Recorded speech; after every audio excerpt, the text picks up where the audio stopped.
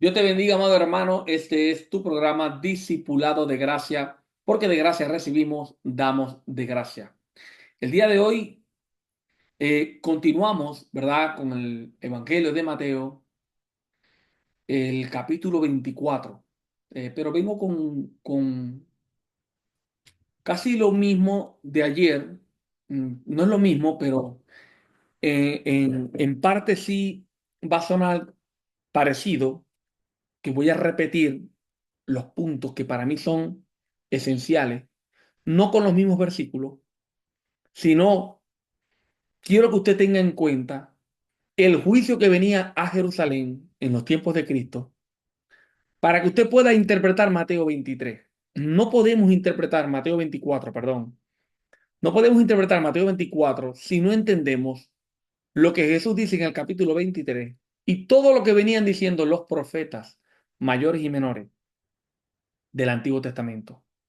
Recordemos que anteriormente, ayer, les estuve explicando que el pacto tenía una condición. El pacto de Dios con Israel fue un pacto bajo condición. Pablo dice, porque escrito está, el que, el que está dentro de este pacto tiene que vivir por cumplirlo.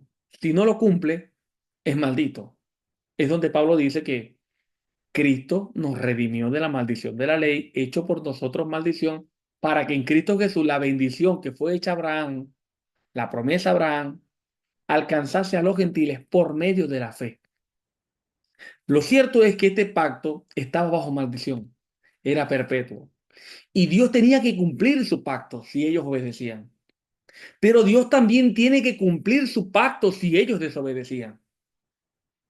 Tenemos que entender eso y saber que Dios es justo. Y no pensar que Dios es injusto porque ellos cayeron en maldición delante de Dios. Porque ese era el pacto. En Levítico 26, versículo 14 al 17 y el versículo 31 al 33, Dios les dice, pero si no oyereis ni hiciereis todos los mandamientos, yo también haré con vosotros esto. Enviaré sobre vosotros terror, extenuación y calentura. Pondré mi rostro contra vosotros y seréis heridos delante de vuestros enemigos. Mire lo que dice en los otros versículos de ese mismo capítulo.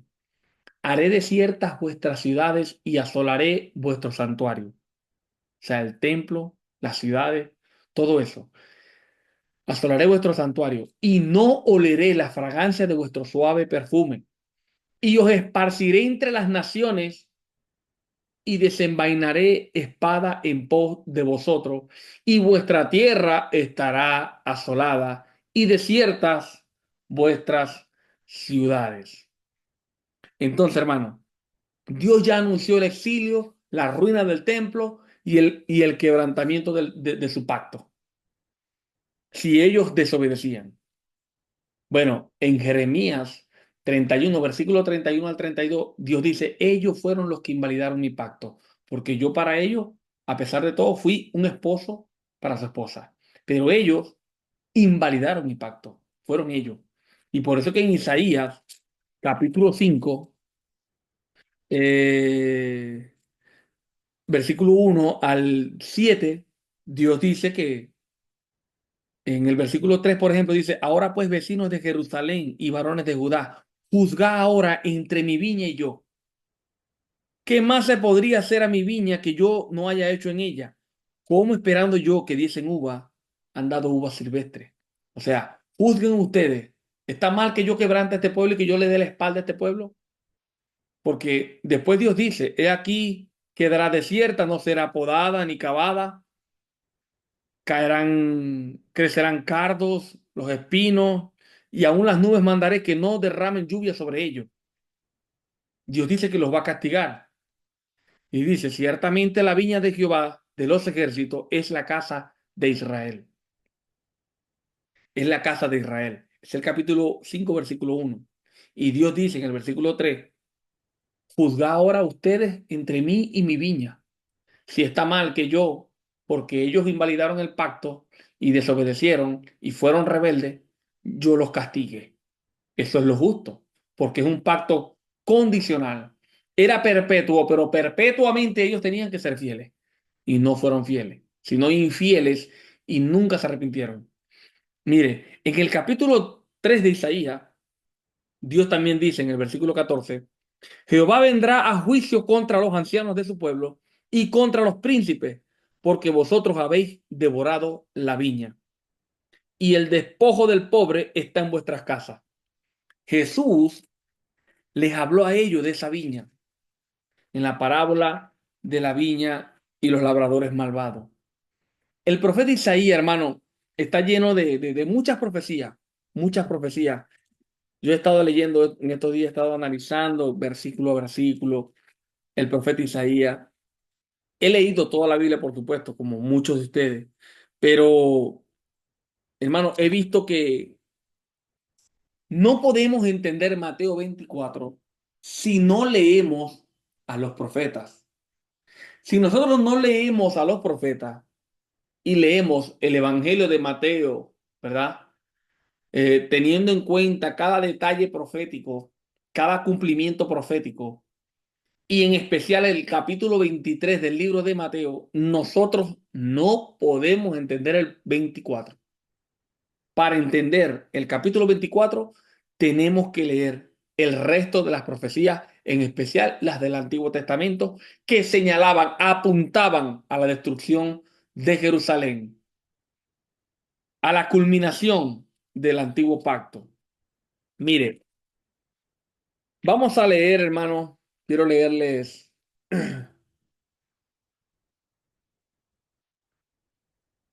lo que leímos la semana pasada, ¿verdad? Mateo 24, versículo 1 y 3 dice: Cuando Jesús salió del templo y se iba, se acercaron sus discípulos para mostrarle los edificios del templo. Respondiendo él les dijo: ¿Veis todo esto? De cierto os digo que no quedará aquí piedra sobre piedra que no sea derribada. Y estando él sentado al monte de los olivos, los discípulos se le acercaron aparte diciendo, miren las palabras de los discípulos: Dinos, ¿cuándo serán estas cosas y qué señal habrá de tu venida y del fin del siglo? ¿Qué cosa? La destrucción del templo, la destrucción de Jerusalén. Los discípulos están preguntando, oye, ¿cuándo será esto? Los discípulos no le saltan y le hacen tres preguntas, como dicen algunos que le hacen, los discípulos le preguntan de esto y lo otro y del fin. No, los discípulos le hacen tres preguntas sobre un mismo evento. Por eso es que los paralelos de Mateo 24 son Marcos 13 y Lucas 21. Y en Marcos 13 dicen, dinos, ¿cuándo serán estas cosas? ¿Y qué señal habrá cuando estas cosas hayan de cumplirse? Están hablando de las mismas cosas. No son dos evangelios distintos. Son dos evangelios distintos porque fueron escritos de maneras distintas, pero no están hablando de distintos eventos. Sería una incoherencia decir que están hablando de distintos eventos. Es el paralelo. Marco lo está explicando de manera más clara. Mateo lo está explicando de manera más detallada según quizás él escuchó o le contaron, no sé. Lucas, bueno, Marco fue el único testigo ocular. Lucas 21:7 dice, y le preguntaron diciendo, maestro, ¿cuándo será esto? ¿Y qué señal habrá cuando estas cosas estén para suceder? También como Marco. Porque estos van a Mateo 24, los dispensacionalistas, y quieren hacer una novela, una película de terror de Mateo 24 sin nombrar Lucas 21 y Marcos 13. ¿No le parece sospechoso? Claro, porque les tumba el argumento y la película, el cinema que ellos levantan. Entonces, yo le recomiendo, para que usted pueda entender más o menos esto, que usted compare Isaías capítulo 5 del 1 al 7, la viña del Señor, con Mateo capítulo 21, ya venía ya para el 24, capítulo 21 del 33 al 44. Repito para que anote y cuando tenga su tiempo libre, usted lo medite y lo piense, lo analice. Isaías capítulo 5, versículo 1 al 7. Mateo 21, del 33 al 44. Jeremías dijo, he aquí que vienen días, dice Jehová de los ejércitos, que haré un nuevo pacto con la casa de Israel y con la casa de Judá. Y como dice el libro de Hebreos, al decir nuevo, ya el otro queda como antiguo y está pronto a desaparecer. 32 dice, no como el pacto que hice con sus padres el día que los tomé de su mano para sacarlos de la tierra de Egipto, porque ellos invalidaron mi pacto, aunque fui yo un marido para ellos, dice Jehová. Ellos invalidaron mi pacto. Si Dios dice que ellos invalidaron mi pacto, ¿quiénes somos nosotros para decir, no, es que los judíos tienen un pacto aparte? Hermano, el único pacto que ha quedado por el cual el hombre puede ser salvo es el pacto de la cruz, el pacto de la gracia, el nuevo pacto en Cristo Jesús. Si no es por Cristo, nadie será salvo. Nadie será salvo. Y como dice Pablo en Romanos 9, del 6 al 8, no que la palabra de Dios haya fallado, porque no todos los que descienden de Israel son israelitas, ni por ser descendientes de Abraham son todos hijos, sino en Isaac te será llamada descendencia. Esto es, no los que son hijos según la carne son los hijos de Dios, sino que los hijos de la promesa son contados como descendencia. Solamente el que cree es contado pueblo de Dios, sea de la nación que sea. Romanos 11:20 dice, bien tú por su incredulidad fueron desgajadas, pero tú por la fe estás en pie. No te ensoberbezcas, sino teme. O sea, Pablo explica, no es que Dios haya desechado a todo Israel, sino que bajo el nuevo pacto, Dios también tenía un remanente fiel que creía en Cristo y que cree en Jesucristo. Ese remanente de Israel es salvo. Todos los que de Israel serán salvos van a ser salvos por medio de Cristo. Es de esa manera, es creyendo. Y esto no es nuevo, esto no fue una revelación nueva que le llegó a Pablo. No, hermano, eso estaba profetizado. Mire, Isaías, Isaías, capítulo 1. Mire cómo dice Dios, cómo es cómo mira Dios en el antiguo pacto. Hoy en día, lo que ellos hacen, los sacrificios o las fiestas que ellos hacen, todo eso. Miren cómo lo miraba Dios cuando Isaías profetizó esto. Miren, capítulo 1 de Isaías, versículo 10. Príncipes de Sodoma, oí palabra de Jehová, escuchad la ley de nuestro Dios, pueblo de Gomorra. ¿Ustedes saben quién es el pueblo de Gomorra aquí? ¿Quiénes son los príncipes de Sodoma? Los mismos israelitas. Dios les está llamando Sodoma y Gomorra. En el versículo 9 dice, si Jehová de los ejércitos no nos hubiera dejado un resto pequeño, como Sodoma fuéramos y semejantes a Gomorra. Y continúa Isaías y dice, príncipes de Sodoma, a ellos, a los israelitas. Oí palabra de Jehová, escuchad la ley de nuestro Dios, pueblo de Gomorra. ¿Para qué me sirve, dice Jehová, de la multitud de vuestros sacrificios? Hastiado estoy de holocausto de carneros y de cebo de animales. No quiero sangre de bueyes, ni de ovejas, ni de machos cabrios. Sin embargo, el dispensacionalista dice que va a haber un tercer templo y a Dios le va a agradar la sangre de los bueyes y todo eso. Dios se va a deleitar. Me imagino que es así, porque si ellos dicen que después el anticristo va a llegar y va a ser una abominación, quiere decir porque a Dios le estaba agradando entonces lo que estaban haciendo, según ellos, para el futuro. Dios dice que en el futuro va a haber un otro templo y van a sacrificar animales y Dios se va a poner molesto cuando llegue el anticristo y haga ya una abominación y frene los sacrificios. Eso para ellos está mal. No, Dios lo mandó a parar. Jesús fue el que hizo que se rasgara el templo. Dios es el que está diciendo, yo no quiero eso. Yo no lo quiero. En el versículo 12 dice, ¿quién demanda esto de vuestras manos? cuando venís a presentaros delante de mí para hollar mis atrios. No me traigáis más vanas ofrendas. El incienso me es abominación. Luna nueva y día de reposo es convocar asamblea. El convocar asamblea. No lo puedo sufrir. Son iniquidad vuestras fiestas solemnes. Se por ahí andan los raíces hebreas. Que la fiesta del Kipur, que la fiesta del Yom Teruah, que la fiesta... Hermano, por favor. Del Yom Kippur, que el...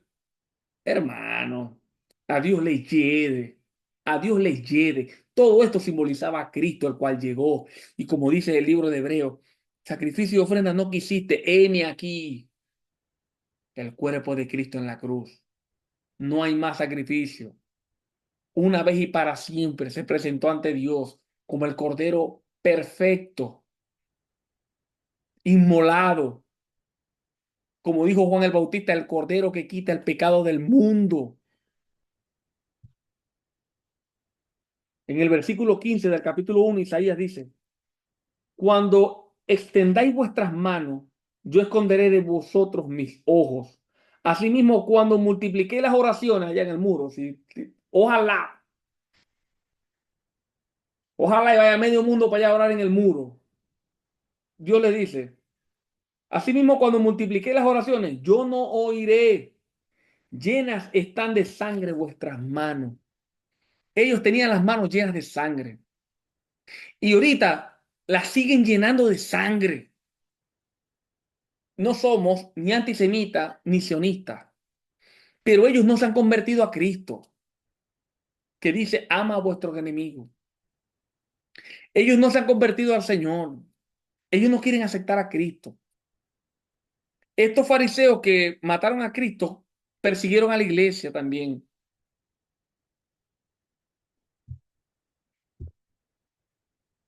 Mire, mire lo que dice Isaías aquí en el capítulo 1, versículo 27. Trayendo en mente, recordando lo que dijo el apóstol Pablo en Romanos, que no que la palabra de Dios haya fallado, Romanos 9, del 6 al 8. Porque no todos los que descienden de Israel son israelitas, ni por ser descendientes de Abraham son todos hijos, sino en Isaac te será llamada descendencia, porque Cristo es la simiente, Cristo es el tronco, Cristo es la raíz de Israel, del verdadero Israel. Es Cristo, no es el étnico Israel que maldice a Cristo en el Talmud. No, es Cristo el que murió en la cruz, la simiente, la raíz y el tronco de Isaí. Isaías capítulo 1, versículo 27. Sión será rescatada con juicio y los convertidos de ellas con justicia, los convertidos. Pero los rebeldes y pecadores aún serán quebrantados y los que dejan a Jehová serán consumidos. Esto un hermano me dijo que el remanente fiel fue endurecido. ¿Cómo así? ¿Cómo Dios va a endurecer a alguien que es fiel? Dios endurece a Faraón porque ya era un duro, ya estaba duro. Dios lo apretó más. Y de eso hay mucha tela que cortar. Dios endureció a los fariseos, pero primeramente ellos no querían venir a Cristo. Cristo se los dice, no queréis venir a mí. No queréis venir a mí.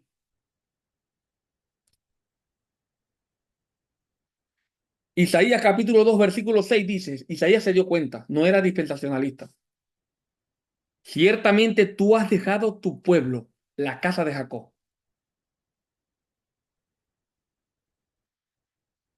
Hermano, es indiscutible. Isaías capítulo 3 versículo 1. Porque he aquí que el Señor Jehová de los ejércitos quita de Jerusalén y de Judá el sustentador y al fuerte, todo sustento de pan y todo socorro de agua. Dios lo quitó. ¿Por qué? Porque como dice en el capítulo 3 versículo 14, Jehová vendrá a juicio contra los ancianos de su pueblo y contra sus príncipes, porque vosotros habéis dejado y habéis devorado la viña. Devoraste la viña del Señor, y el despojo del pobre está en vuestras casas. ¿Qué pensáis vosotros que majáis mi pueblo y moléis la cara de los pobres? Dice Jehová, dice el Señor de los ejércitos. Y por eso es que más adelante, en el capítulo 5, Isaías habla de la viña. Ahora cantaré por mi amado el cantar de la viña. Tenía mi amado una viña en una ladera fértil. La había cercado y despedregado y plantado de vices escogidas. Había edificado en medio de ella una torre y echó también en ella un lagar y esperaba que diese uvas y dio uvas silvestres. Ahora pues, vecinos de Jerusalén y varones de Judá, juzgad ahora entre mi viña y yo, lo que le decía anteriormente. Y Jesús, cuando les habla de la parábola de la viña, que dice que Dios les envía a uno, les envía al otro y a todos los matan. Y cuando ven al hijo que viene, dicen, matémosles. Este es el dueño de la heredad. Matan al hijo. Jesús les dice, ¿qué creen ustedes que va a pasar cuando venga el Señor de la viña? No, algunos los matará. No, güey. Esto es grande porque Dios está haciendo esto. En vuestros ojos le dije Cristo. Y les dijo, el reino de Dios es quitado a ustedes, Dios se los va a quitar a ustedes y va a ser entregado a gente que rinda su fruto, a los gentiles. Culmina el antiguo pacto y Dios hace un nuevo pacto. Pero si no leemos los profetas, si no leemos el Antiguo Testamento, no vamos a entender Mateo 24. No lo vamos a entender. No, porque es que Dios los endureció. Así dicen. No, porque ellos están endurecidos ahorita por Dios. No, hermano. Mire, Isaías 6, versículo 8, dice así. Después oí la voz del Señor que decía, ¿a quién enviaré? ¿A quién enviaré? ¿Y quién irá por nosotros? Entonces respondí yo, Isaías dice, heme aquí, envíame a mí. Y dijo, anda y di a este pueblo, oí bien y no entendáis. Ve, por cierto, mas no comprendáis. Engruesa el corazón de este pueblo y agrava sus oídos y ciega sus ojos para que no vean con sus ojos, ni oigan con sus oídos, ni su corazón entienda, ni se conviertan y haya para él sanidad. Y yo dije, mira lo que dice Isaías, ¿hasta cuándo, Señor? O sea, ok, ¿hasta cuándo esta gente va a estar endurecida? Respondió él, hasta que las ciudades estén asoladas y sin morada, y no haya hombre en casa, y la tierra esté hecha un desierto. O sea, endurecerlos, pero eso va a ser hasta que yo haga juicio sobre ellos. Y Dios ciertamente hizo un juicio sobre Jerusalén en el 70 después de Cristo. Un juicio, hermano, un gran juicio, inolvidable para ellos, donde la tierra quedó desierta prácticamente. Ellos tuvieron que huir. Los que quedaron vivos fue porque salieron, huyeron de su tierra. No era cualquier juicio, pero Dios le dice a Isaías, ellos van a ser endurecidos solamente hasta cuando pase ese juicio.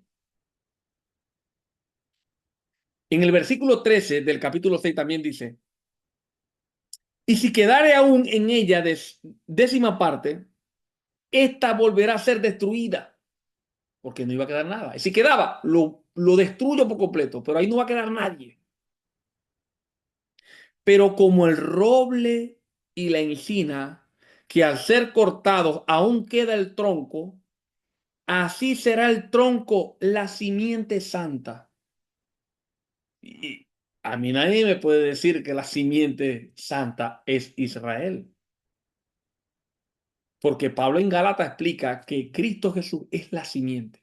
Él es la simiente.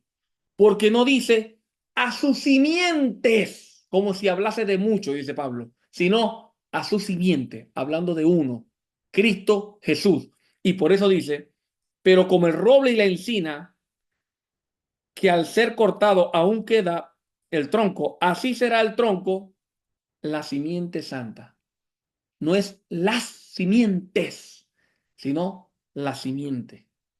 Como dice Pablo en Romanos 11:16 también, que en esta simiente, si la raíz es santa, también lo serán las ramas. Pero las ramas, para ser santas, tienen que tomar la rica savia del olivo y el tronco y la raíz es Cristo. Todos los que son injertados a Cristo son la raíz santa de Dios. Pertenecen al verdadero pueblo de Dios. En el capítulo 9, bueno, no, voy a dejar en capítulo 9, versículo 6, dice, porque un niño os es nacido, hijo nos es dado, y el principado sobre su hombro, y se llamará su nombre admirable, consejero, Dios fuerte, Padre eterno, príncipe de paz. La profecía de Lucas, capítulo 1, versículo 2 en adelante. Mire lo que dice aquí en el capítulo 11, Isaías.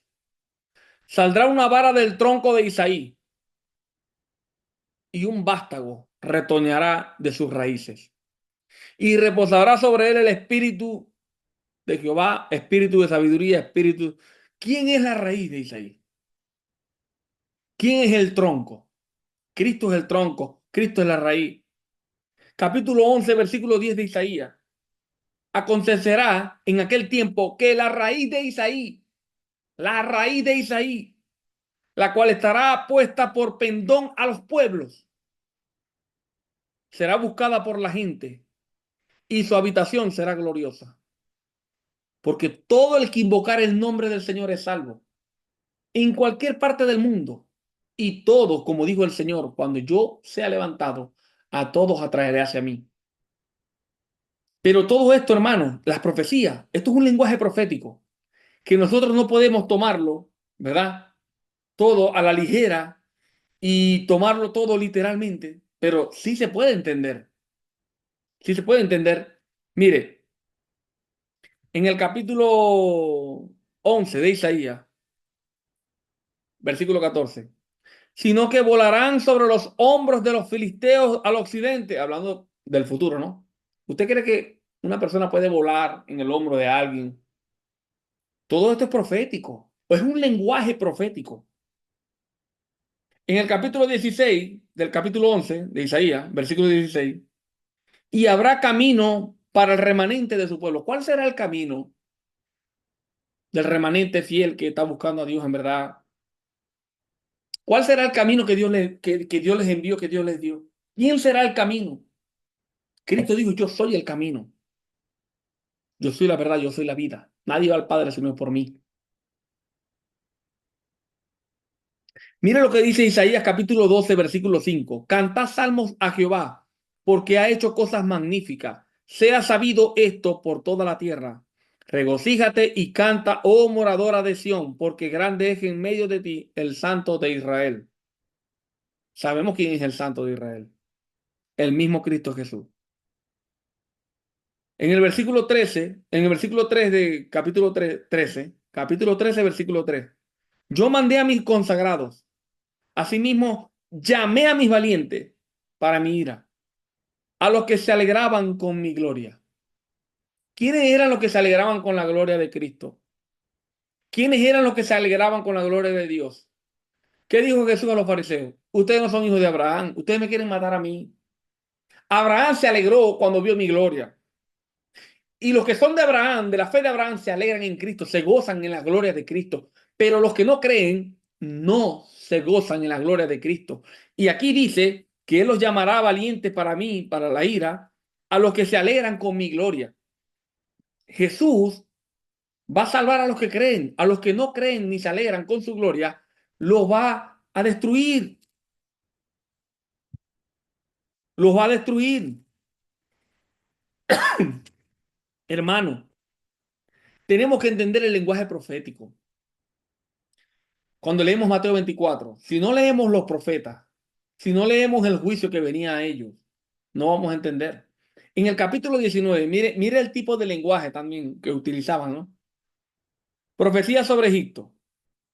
He aquí que Jehová monta sobre una ligera nube y entrará en Egipto y los ídolos de Egipto temblarán delante de él. ¿Usted cree que Jehová venía como Goku en la nube? Esta profecía se cumplió literalmente. Pero ¿usted cree que Jehová venía como Goku en la nube? Dios no venía como Goku en la nube. Es un lenguaje profético. Está hablando de juicio. Cada vez que usted oiga de que Dios viene en una nube, sepa que Dios viene en juicio. Viene en juicio. Mire, quizás hayan versículos por ahí que sí tienen otro contexto, ¿no? Pero en Mateo 24 estamos hablando de un juicio venidero. Vamos a leer parte del capítulo 23. Vamos a entrar a Mateo 24. Vamos a entrar a Mateo 24 pisando Mateo 23. Vamos primero a leer Mateo 23. Capítulo 23, versículo 30. Mire lo que dice. Mire todo lo que acabamos de leer.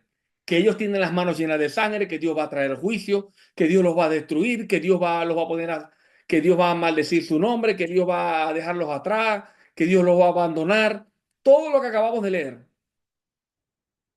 Ahora mire esto. Mateo 23, capítulo 30. Y decís, si hubiéramos vivido en días de nuestros padres, no hubiéramos sido sus cómplices en la sangre de los profetas. Así que dais testimonio contra vosotros mismos de que sois hijos de aquellos que mataron a los profetas. Vosotros también llenad la medida de vuestros padres. O sea, terminad de llenar la medida, porque ya la ira de Dios se va a revelar contra ustedes.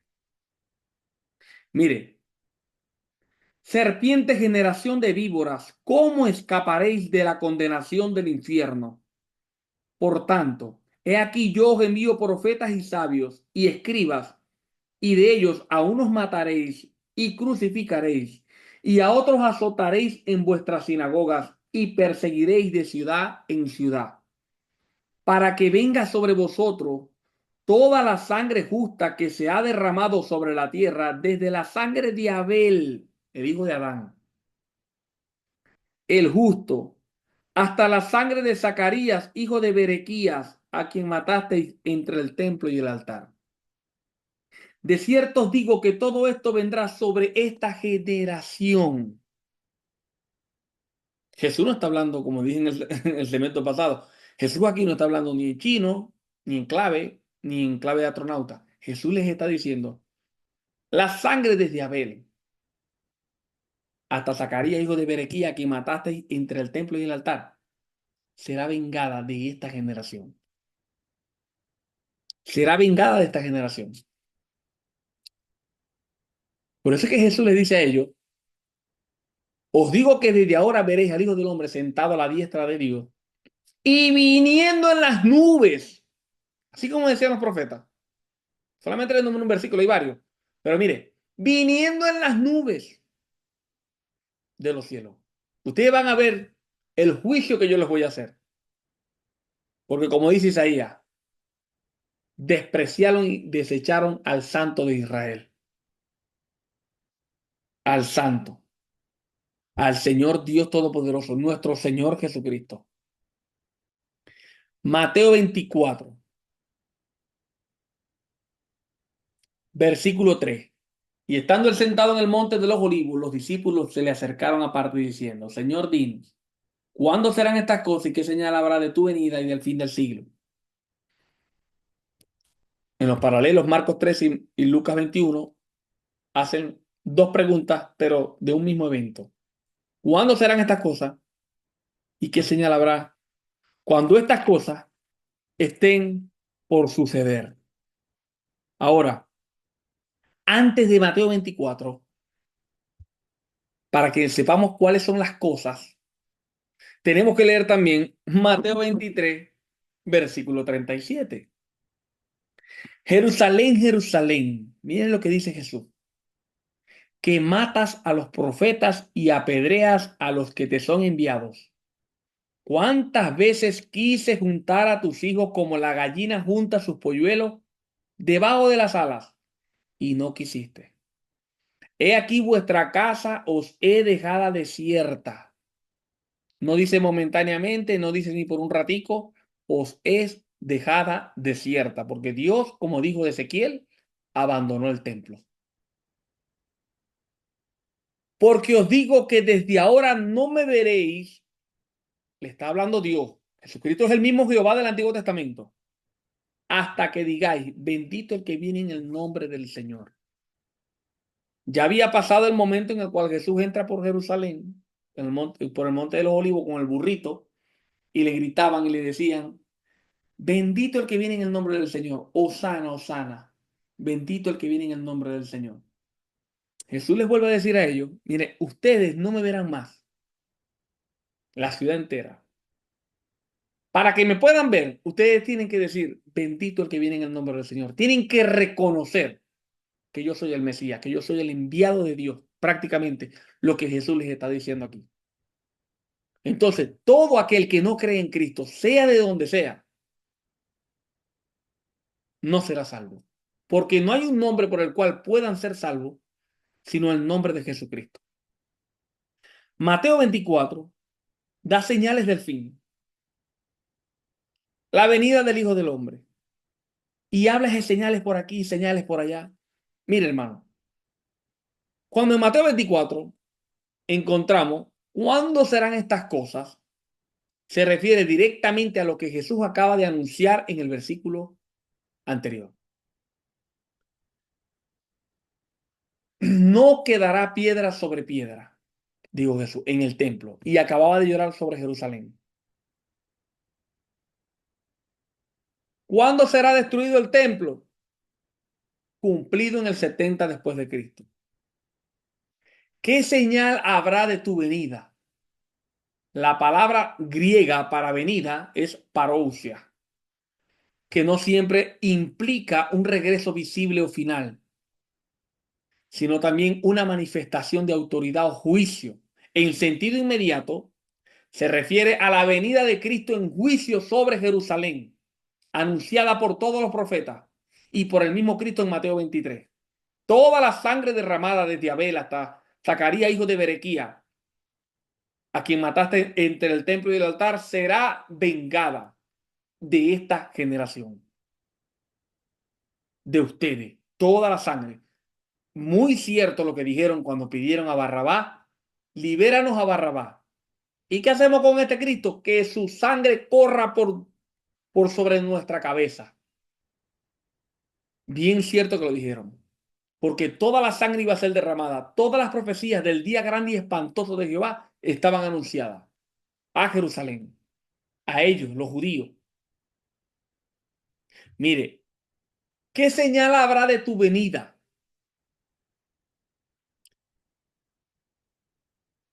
Mateo 24:30, comparado con Isaías 19.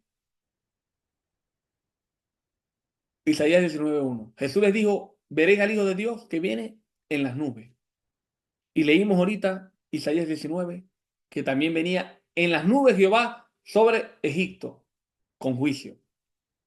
Así que es un lenguaje profético, que no podemos hacer una película de terror con las cosas que dijo Jesús. Escucharéis de guerra, rumores de guerra, no os alarméis, todavía no es el fin. Pero hoy en día, cuando alguien escucha de rumores de guerra de una vez salen, ese escrito que está ahí en la esquina, ¡ay, ese viene el anticristo! Empiezan a alarmar a todo el mundo. No pueden escuchar de guerra ni de rumores de guerra, porque pareciera que Jesús les hubiese dicho, cuando escuchen de guerra y rumores de guerra, es porque yo estoy cerca. Y Jesús les dijo fue al contrario. Cuando escuché de guerra y rumores de guerra, no os alarméis. Todavía no es el fin. Son dolores de parto. Apenas el comienzo. Dijo Jesús. Todavía no es necesario. Todavía no es el tiempo de alarmar ni ustedes ni estar alarmando a nadie. Pero usted se mete en YouTube, en TikTok, en Instagram, en Facebook, y están todos los dispensacionalistas alarmando a todo el mundo. Ya saben quién es el anticristo, cuánto calza, no lo quieren decir. que el sobrino de Donald Trump, que el nieto de no sé quién. Hermano, por favor, hay que madurar. El fin del fin del siglo. Aquí no está hablando del cosmos, aquí está hablando el fin del siglo. Una palabra diferente a cosmos en el griego, que es aion. Aion, es decir, el fin de la era, el fin del pacto judío, hermano. No necesariamente el fin del universo material. La destrucción del templo marca el fin del siglo judaico y la transición al reino mesiánico inaugurado por Cristo mismo en su resurrección. Mire, usted escucha el dispensacionalismo, ¿no? Y empiezan a decirle, no, lo que pasa es que la iglesia se va a corromper, va a haber una apostasía, luego Cristo va a venir, va a arrebatar a su iglesia, vienen 7 años de tribulación, mientras en el cielo estamos en las bodas del Cordero. Después Cristo va a venir con su iglesia ya transformada y nos vamos a plantar allá en Jerusalén, va a destruir al anticristo, porque el anticristo ya estaba en los 7 años, en los últimos años, empieza a perseguir a Israel. Y Cristo viene a salvarlos a ellos, porque ellos lo maldicen en el Talmud. Pero Cristo dice, ay, mis maldicientes, los voy a salvar. Y Cristo se viene con su iglesia a salvarlos a ellos. Y de ahí Cristo amarra al diablo, le pone una cadena y lo amarra por 1000 años. Y va a estar 1000 años Cristo en la tierra y reinando con vara de hierro a todas las naciones. Y la iglesia estará gobernando de aquí para allá, de allá para acá.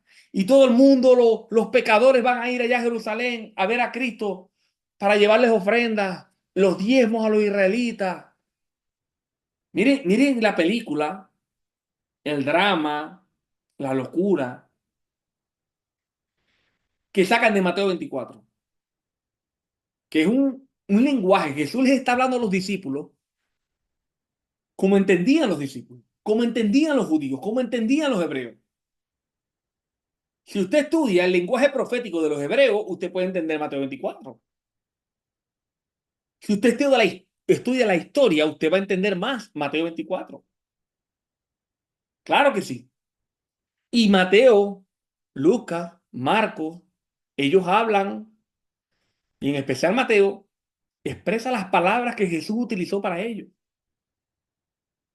Las palabras proféticas, ese lenguaje profético, que ellos entendían muy bien, pero cuando Pablo, le hablan a los gentiles, no les hablan en un lenguaje profético, sino que les hablan claramente para que ellos pudieran entender. Por ejemplo, si nos vamos a segunda de Pedro, capítulo 3, versículo 10, Pedro dice, pero el día del Señor, y aquí no está hablando de su venida en juicio, está hablando de su venida al mundo entero, cuando Cristo venga, no sobre Jerusalén, no sobre los judíos, no por el juicio que anunciaron los profetas, no por el juicio que Jesús dijo en Mateo 24, en Mateo 23, sino el juicio de Cristo a todas las naciones, al mundo entero. Segunda de Pedro, capítulo 3, versículo 10. Clarito lo dice. Mire lo que dice. Pero el día del Señor vendrá como ladrón en la noche, en el cual, o sea, en el cual, en ese día, el día del Señor que viene como ladrón en la noche, ese mismo día, en el cual los cielos pasarán con grande estruendo y los elementos ardiendo serán deshechos y la tierra y las obras que en ellas hay serán quemadas. Aquí Pedro le está hablando a un gentil. Está escribiendo una carta que no es un versículo, no son versículos oscuros, ni un lenguaje apocalíptico, ni profético antiguo, sino un lenguaje claro para que la iglesia entienda. Hermano, deje de estar preocupado porque el día del Señor, mire, el día del Señor no es que el Señor retarda su promesa, sino que Él es paciente porque quiere que todos procedan al arrepentimiento. Pero ese día, el día del Señor, en el cual los cielos pasarán con gran estruendo y los elementos ardiendo serán deshechos, y la tierra y las obras que en ellas hay serán quemadas. Si los elementos serán deshechos, y la tierra y las obras que en ella hay será quemada, la tierra por completo, porque va a ser renovada, nueva. Si la tierra va a ser quemada por completo, hermano, dígame usted, de lo que quede, ¿cuál es el diezmo que usted va a llevar para allá, para Jerusalén? Tenemos que aceptar que entonces es otra venida, hermano. Que Mateo 24 no está hablando de esta venida que dice Pedro, que el día del Señor como un ladrón en la noche, Él vendrá. Son dos venidas distintas. Cuando el Señor venga, hermano, no va a quedar nada. Espérelo, hermano, con un pedazo de carne rojito para que haga parrilla, porque todo se va a quemar, la tierra y lo que hay en ella. ¿Qué diezmo va a sacar usted de esta tierra que quede aquí para llevar para allá, para Jerusalén? Y le voy a dar otro versículo, más claro todavía.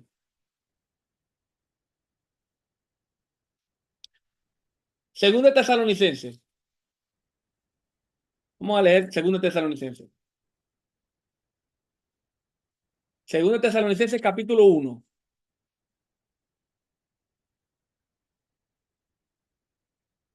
versículo 6 en adelante. Dice así: pero es justo delante de Dios pagar con tribulación a los que os atribulan. Los que estaban persiguiendo el evangelio, Dios les iba a pagar con tribulación a ellos también. Y a vosotros que sois atribulados, daros reposo con nosotros. Dios iba a atribular a los que perseguían a la iglesia y le iba a dar reposo a la iglesia. ¿Cuándo será eso? Porque yo veo que a todos los cristianos los mataron. A la mayoría los mataron. A Pablo lo mataron. A Pedro lo mataron. O sea, estoy hablando de los mártires, pues. A muchos de ellos los mataron y los persiguieron. Y en esta tierra no recibieron paz ni reposo. ¿De qué reposo entonces Pablo está hablando? ¿Y de qué tribulación está hablando Pablo? Dice cuándo, dice cuando se manifieste el Señor. O sea, cuando se manifieste el Señor, Él le va a pagar con tribulación a los que atribularon a la iglesia y le va a dar reposo a su iglesia. Ahora, dice, cuando se manifieste el Señor desde los cielos con los ángeles de su poder, en llama de fuego, para dar retribución a los que no conocieron a Dios. Cuando el Señor venga, no viene a darle oportunidad a nadie para que lo vea y diga, hey, ¿cree en mí? No. Como dicen los dispensacionalistas, que el Señor va a venir y en Jerusalén, cuando lo vean, ay, mirarán a qué traspasaron. Cuando el mismo Juan dice, este mirarán a qué traspasaron, se cumplió aquí en la cruz. Aquí mismo, en la cruz. Aquí se cumplió, dice Juan.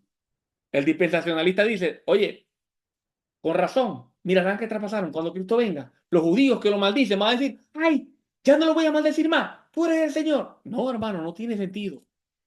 Juan está diciendo que ya se cumplió. Pablo dice, cuando se manifiesta el Señor Jesús desde los cielos con los ángeles de su poder en llama de fuego para dar retribución a los que no conocieron a Dios ni obedecen al evangelio de nuestro Señor Jesucristo, los cuales traerán ofrendas a Jerusalén. No, hermano.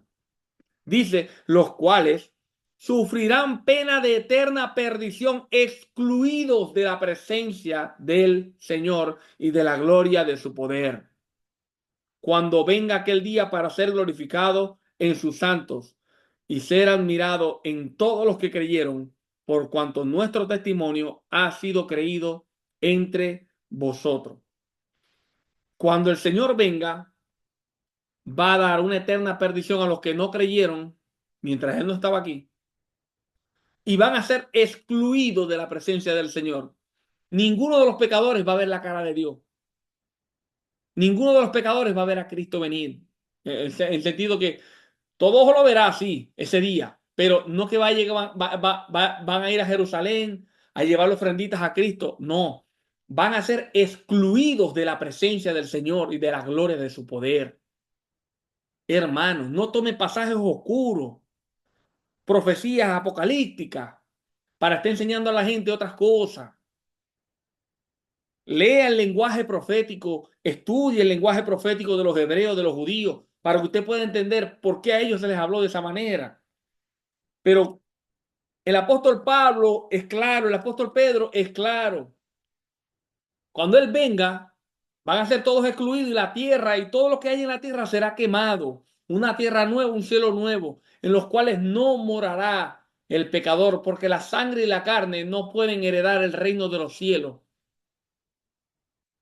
No pueden habitar allí. Así que no tiene sentido, hermano, decir estas cosas. No tiene sentido. Mateo 24, como dije, Frank y yo no es que queríamos que verso a verso, no. Queríamos más bien es quitarle eso de la mente, hermano. Cuando venga el Señor, esto se va a acabar. Aquí no quedará nada. El Señor es paciente porque quieren que otros se arrepientan. Porque Él sabe que después que Él venga, ya más nadie se va a poder arrepentir. Por eso es que Pedro dice, no es que el Señor retarda su promesa, sino que es paciente para que todos procedan al arrepentimiento, porque el Señor sabe que cuando Él venga, ya más nadie va a tener oportunidad de arrepentirse. No, que lo de la gran tribulación, sí, como dice la Yesenia Ten, sí, porque en la gran tribulación se van a arrepentir, pero van a dar la cabeza. No, hermano, qué cabeza y qué cabeza. Cuando venga el Señor, todos serán excluidos de la gloria de su poder y de la presencia del Señor.